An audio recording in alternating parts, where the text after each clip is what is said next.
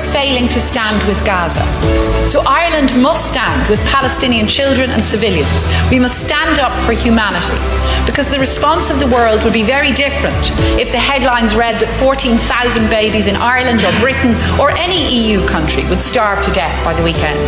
Every step would be taken to stop the preventable deaths of infants. Their suffering would not be treated with indifference. Yet in Gaza, it seems the world is going to stand by while 14,000 infants perish. And history will not forgive us for it, Taoiseach. Antonio Guterres has said the floodgates of horror have reopened. Gaza is a killing field. Civilians are in an endless death loop. Netanyahu's campaign was always driven by a plan to displace and to exterminate. Josep Borrell has said, "Seldom have I heard the leader of a state so clearly outline a plan that fits the legal definition of a genocide." And more people, even within Israel, are recognising this. I heard from an Israeli citizen this week who said, "As a human being, I hate this government with all my heart. They are willing to sacrifice innocent lives, Palestinians and our own hostages. This madness has to end." Taoiseach, President Michael D. Higgins is right.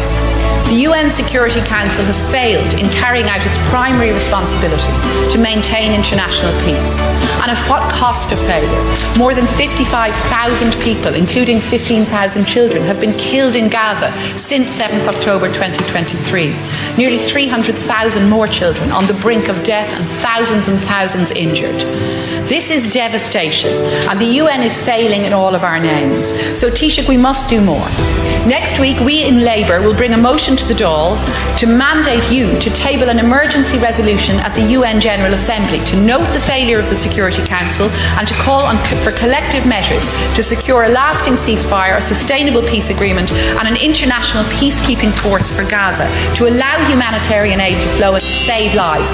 Our colleague Deputy Duncan Smith and I will be looking for unanimous support across this House for our proposals. So Taoiseach, will you pass the Occupied Territories Bill at home and abroad? Will you work to table that emergency motion at the UN? And of course, like you, I've condemned Hamas outright. Of course I've called for release of all hostages. Of course. But what Israel is doing now with impunity, while we see 14,000 infants on the brink of death through starvation, this has to stop, Taoiseach.